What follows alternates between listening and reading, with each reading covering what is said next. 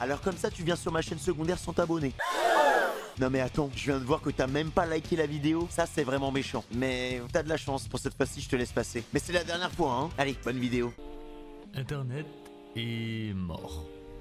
C'est une idée qui s'appelle la Dead Internet Theory et qui dit que Internet tel qu'on le connaît aurait cessé d'exister autour de 2016 et que depuis, la majorité des contenus sont générés par des IA ou des algorithmes pour être consommés par des IA ou des algorithmes. C'est une théorie qui, comme beaucoup de théories conspirationnistes un peu douteuses, est née sur Reddit, mais celle-ci est différente parce qu'à mesure que le temps passe, elle commence à sonner étrangement juste. Si on regarde un peu autour de nous, les réseaux sociaux sont inondés de faux comptes noyés sous des messages générés automatiquement, plus personne ne fait confiance aux avis laissés sous n'importe quel produit et même sous cette vidéo, si vous la regardez à peu près au moment de sa sortie, vous devriez voir des commentaires qui spamment à propos de je ne sais quel crypto ou site douteux. En fait, la Dead Internet Theory, c'est une théorie fumeuse, oui, mais qui a jamais été aussi vraie qu'aujourd'hui et qui sera forcément encore plus vraie demain. Parce qu'elle s'immisce vraiment partout, même dans des lieux qu'on aurait pu croire épargnés. Et la Oh mec, la forêt d'Halloween. Oh les souvenirs. Est-ce qu'il y a des puants de WoW dans le chat? Oh la forêt d'Halloween, les mecs. J'étais peut-être là. Quand je me suis lancé sur WoW, les gars, au collège, il y avait tous mes potes avec moi. Et on avait dû acheter des cartes prépayées parce que nos parents voulaient pas mettre la carte bleue sur World of Warcraft, ce qui est légitime parce que vas-y, tu te ramènes, tu dis hé papa, il y a moi que tu me donnes ta carte bleue. Bien évidemment, ton daron béninois, il te met un coup de ceinture, et on passe à autre chose. Mais moi, quand je suis venu avec mes 10 potes sur WoW, je voulais aller dans l'Alliance. Ils m'ont tous craché à la gueule. Ils m'ont dit, mais mec, de l'autre côté à la Horde, regarde, il y a des taurennes, il y a des orques et tout, il y a des trolls, ils ont tellement plus de flow. Je leur ai dit, non, mais moi, les gars, je vais à l'Alliance. Ils m'ont dit, ok, vas-y. Je suis allé tout seul en Alliance. Tous mes autres potes, ils sont allés à la Horde et j'ai joué tout seul à WoW, frère. La plupart du temps, on ne peut rien faire. On était sur le même serveur, mais ils voulaient pas jouer avec moi. Son avancée, mais il arrive parfois que nous puissions encore la combattre. Aujourd'hui, je vais vous parler du cancer qui gangrène le cœur de World of Warcraft et de l'homme qui mène une croisade pour tenter de le guérir. Wow. Wow les mecs. Je pense qu'il n'y en a pas beaucoup dans le chat qui ont connu ça. Hein. Messieurs, dames, accordez-moi une petite minute pour... Oh la petite OP avec... Vous savez, il m'avait contacté Oli. Et j'avais dit non. Parce que j'avais goûté, j'avais pas trouvé ça super bon. Donc ouais. Ouais, je suis pas trop... Je suis pas trop fan de leurs produits, donc je lui dis non. Ouais. On passe ce que vous attendez. Encore une fois, merci infiniment à Oli de soutenir la chaîne. Et cela étant dit, j'ai une question à vous poser. Pourquoi? T'as goûté combien? Je sais plus, il y avait goût coca, goût je crois que j'ai goûté 3 goûts. Il m'avait envoyé des goûts en échantillon, genre. Est-ce que vous avez déjà entendu le terme assez péjoratif de farmer chinois?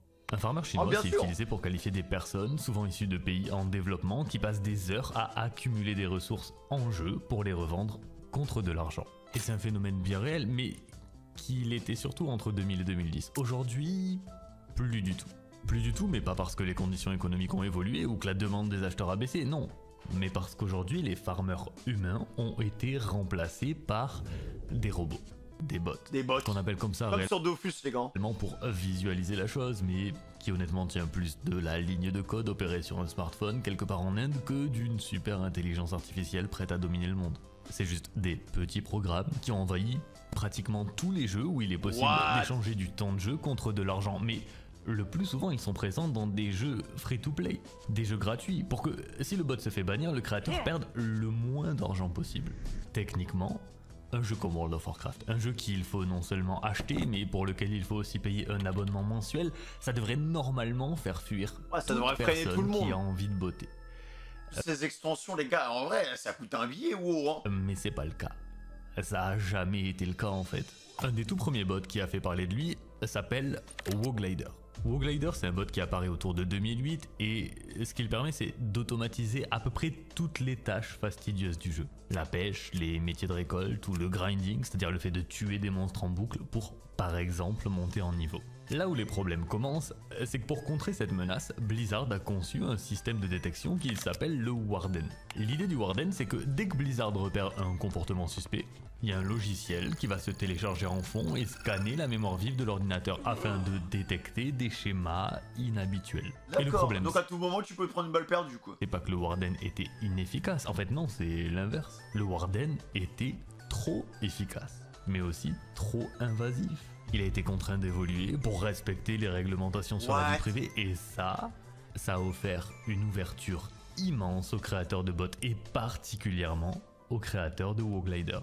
C'est à ce moment que Blizzard prend la décision d'attaquer le créateur de WoW Glider en justice, une décision sur le papier pas si mauvaise que ça puisqu'ils ont gagné le procès, mais une décision qui s'est très rapidement retournée contre eux.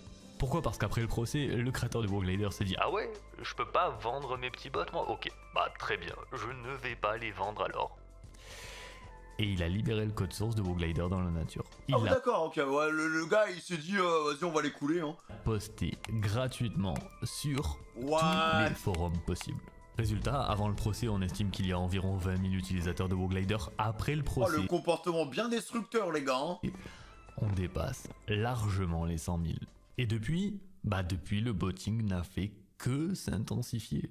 Les bots ont évolué, ils ont perdu la capacité d'être bêtes en fait.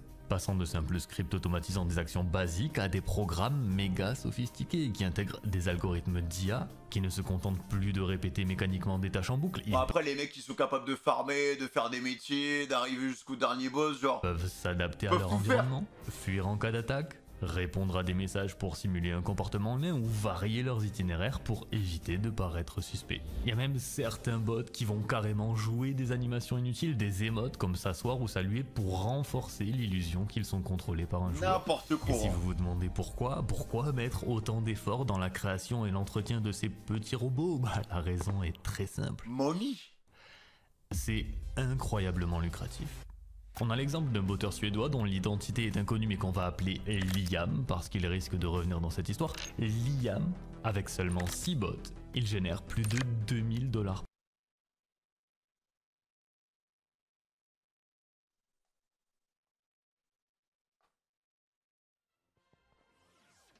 Merci Tiki, comment tu vas? Comment ça va Tiki toi?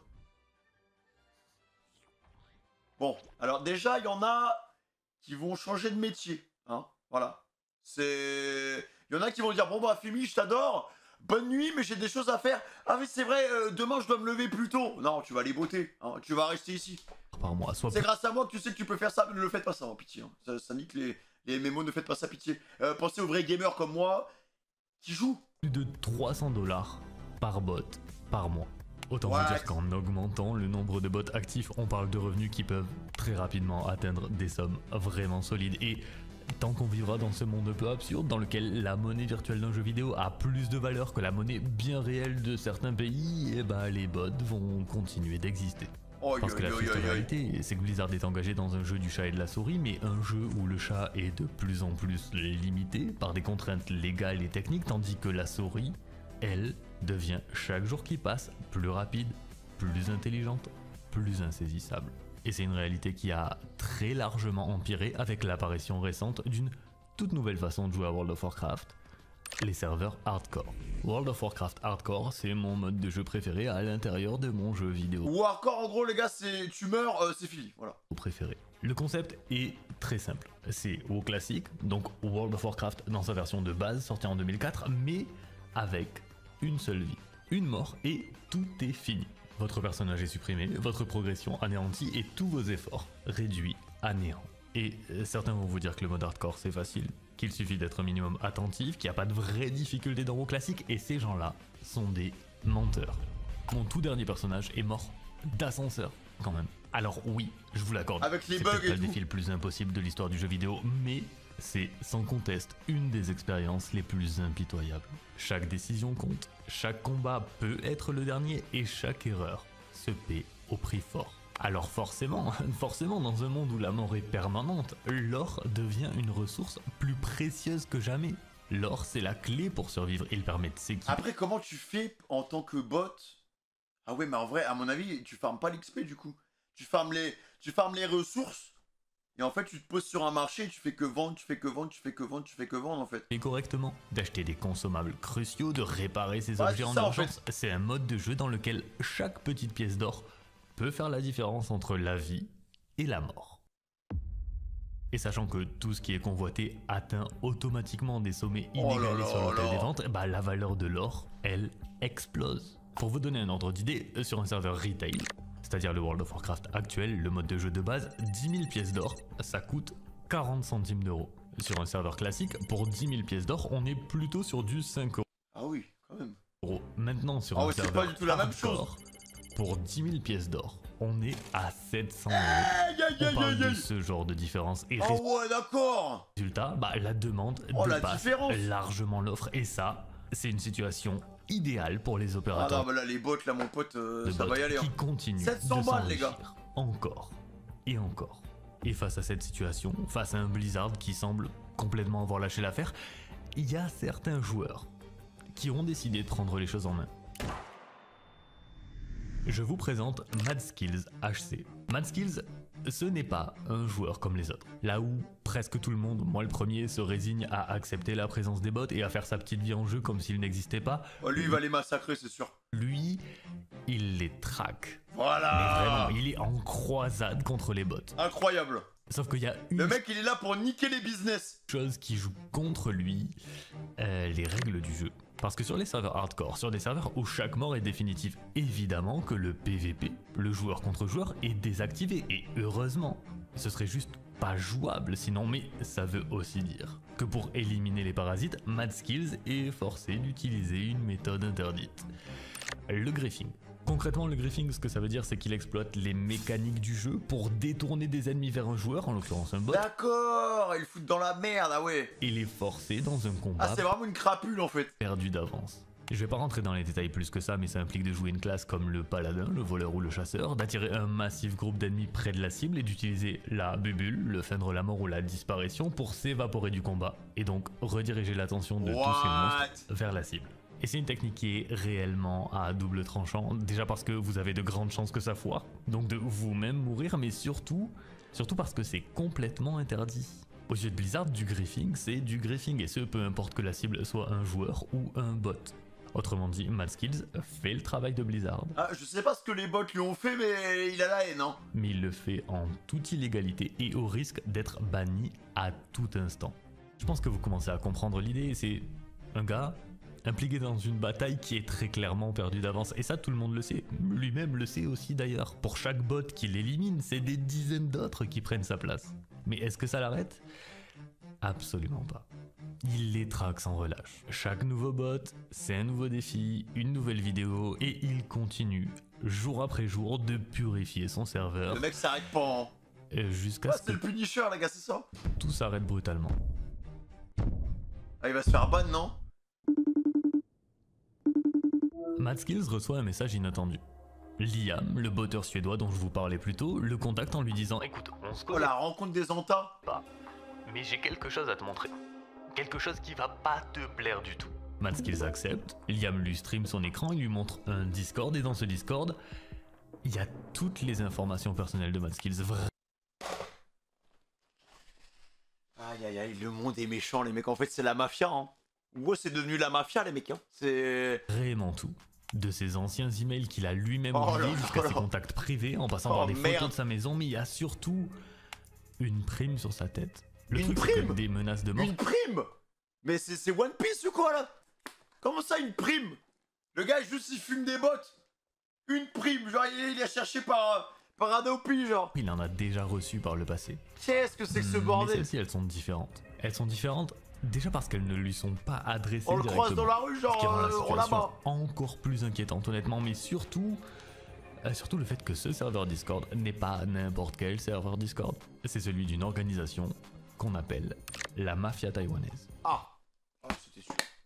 Jusqu'à présent, C'était je vous sûr, ai en fait. uniquement parlé de petits opérateurs de bots comme Liam, mais en vérité, 90% des bots qui existent ne sont pas contrôlés par des individus. 90% des bots qui existent sont contrôlés par de gigantesques réseaux structurés exactement comme de vraies entreprises criminelles. À vrai dire, D'accord, ça vient blanchir en fait. Hein. On initialement, avait vu cette stratégie dans une vidéo de Micode, les gars. le botting servait même surtout à blanchir l'argent d'autres activités criminelles. Ah, Mais aujourd'hui, c'est devenu tellement rentable que c'est juste suffisant comme activité. Ils sont souvent basés dans des régions où les coûts, notamment en électricité, sont faibles et ils exploitent des fermes de bots capables de faire tourner des centaines, voire des milliers de comptes simultanément. Et non, c'est terrifiant. Hein. parmi ces réseaux, celui qu'on appelle la mafia taïwanaise est un des plus puissants, un des plus sophistiqués de tout cet écosystème. Ils sont présents sur au moins 10 jeux, dont des jeux que vous connaissez forcément, New World, Path of Exile, Diablo, Lost Ark, et en ce qui concerne leurs opérations sur WoW, uniquement pour la partie WoW, ils contrôlent plus de 12 000 bots. 12 000 bots répartis en 12 groupes de 1000 Il a pas peur combo que ça débarque chez lui là? comptes, chaque groupe utilisant une version unique de leur logiciel de botting pour qu'en cas de détection ou de vague de bannissement par Blizzard, seulement 10% de leur flotte soit affectée et pour qu'avant même que Blizzard ne puisse riposter davantage, une nouvelle version du logiciel soit déjà prête. D'accord. C'est juste beaucoup trop bien pensé. Et vous vous souvenez de l'estimation de 300 $ par mois par bot?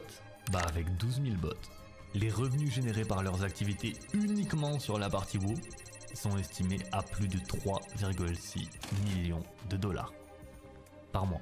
Et le tout sans vraiment prendre de gros risques. Puisqu'en fait, selon le pays dans lequel vous vous trouvez, vendre de l'or dans un jeu vidéo, c'est très souvent pas régulé du tout. Ça enfreint les TOS de Blizzard, oui, mais dans la majorité des juridictions, tant que les revenus sont déclarés et imposés, c'est même pas un délit. En fait, c'est le crime parfait.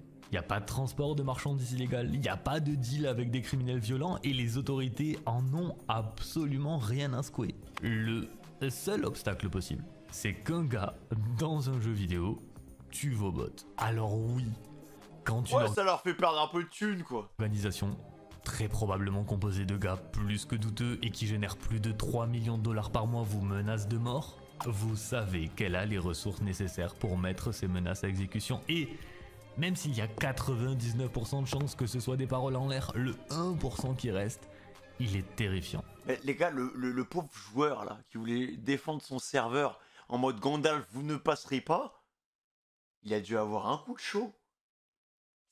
Parfois le destin est triste en fait. Tu veux des choses mais tu les as pas.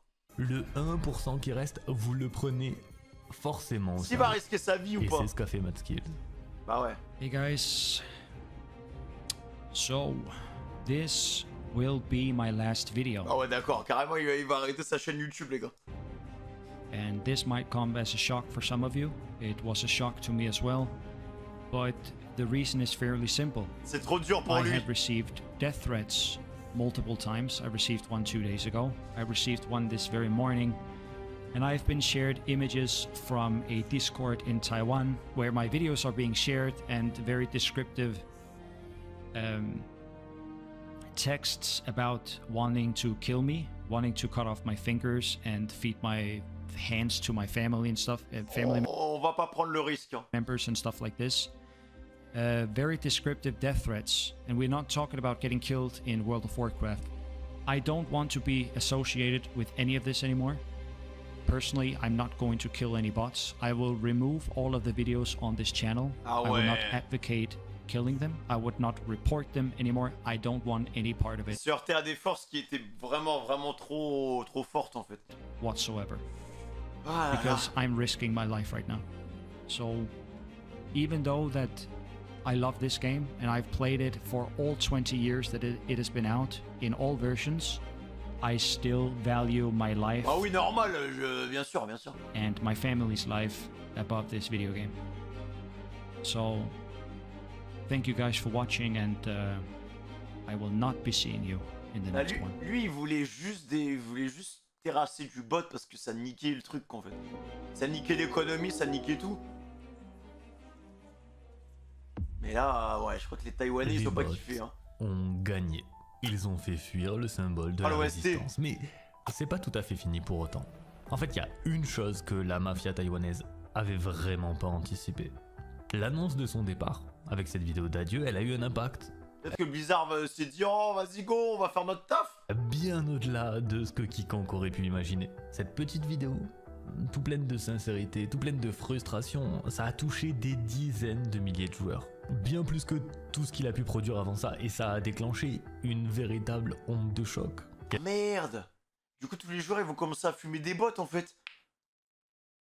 Ah mais ça va lui retomber dessus, le pauvre, là! Il y a des guildes qui se sont formées, qui ont décidé de reprendre le flambeau et de continuer son combat. Parce que, même si absolument tout le monde comprend sa décision d'arrêter et de ne pas mettre sa vie en danger pour l'intégrité d'un... Non mais là, vous l'avez juste exécuté, en fait.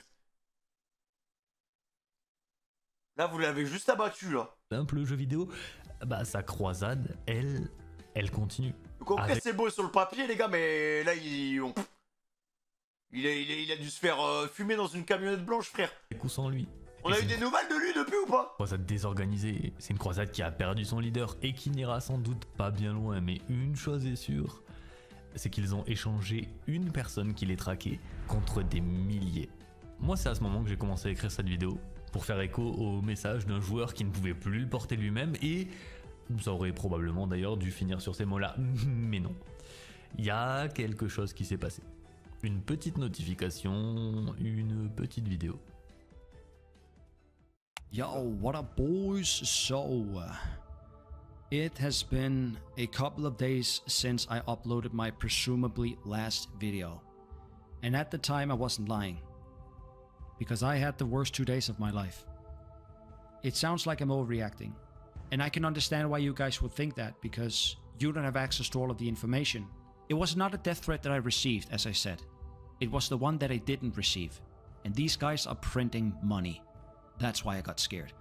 So I understand why Blizzard would ban me. I understand why the botters are interested in killing me, because I see the amount of money that they make, and I'm interfering with this. And of course I can understand it from my own perspective why I would withdraw myself from this situation, because I don't want to fucking die. Now, the last word is this. I'm not going anywhere. I shouldn't have, in the beginning, put my tail between my legs and run away whenever things get sour. The show goes on, baby. Oh, le héros, les gars! Oh, le héros! Fuck these guys up. Ah ouais! Oh non, mais c'est un ouf. Il a vu qu'il avait une armée derrière, qui était prêt à tenir le flambeau, il s'est dit, vas-y, allez hop, on y va. On y va. Matskiz n'est pas juste revenu. Il va attaquer la mafia. Il n'est pas juste revenu tel un humble petit chasseur de bots dans son coin, non, non. Déjà parce qu'en essayant de tuer un bot, son personnage est malencontreusement décédé, mais surtout parce qu'il est revenu pour prendre la place qu'il mérite. Il est revenu pour mener la résistance. Et la voilà, d'ailleurs, la résistance. En tout cas, son quartier général, cleanthebots.com. Un site pour traquer, poster et célébrer chaque bot mis au sol. Mais il a pas peur? Serveur hardcore. Avec même du cash à gagner pour les meilleurs nettoyeurs, histoire de motiver le plus de personnes possible. Ah ouais, d'accord. C'est un combat qui est encore très loin d'être gagné, qui est même probablement perdu d'avance. Les bots sont plus nombreux, mieux organisés et technologiquement plus avancés que jamais, mais s'ils ne peuvent plus compter sur Blizzard, les joueurs vont devoir agir eux-mêmes pour protéger le jeu qu'ils aiment. Ah, c'est un ouf, hein. C'est un ouf. Un jeu qui a toujours été un jeu d'opposition entre la Horde et l'Alliance, d'opposition entre les joueurs eux-mêmes, mais qui sont aujourd'hui réunis contre un ennemi commun, qui aujourd'hui combattent côte à côte afin que ce qui est rien de plus qu'un jeu vidéo puisse rester rien de plus qu'un jeu vidéo. Ouais, ils ont pas peur pour leur vie, les mecs, hein. Ce serait pas mieux de faire des bots qui auraient pour mission de tuer d'autres bots? Mais mec, tu sais que t'as 100 milliards d'IQ là.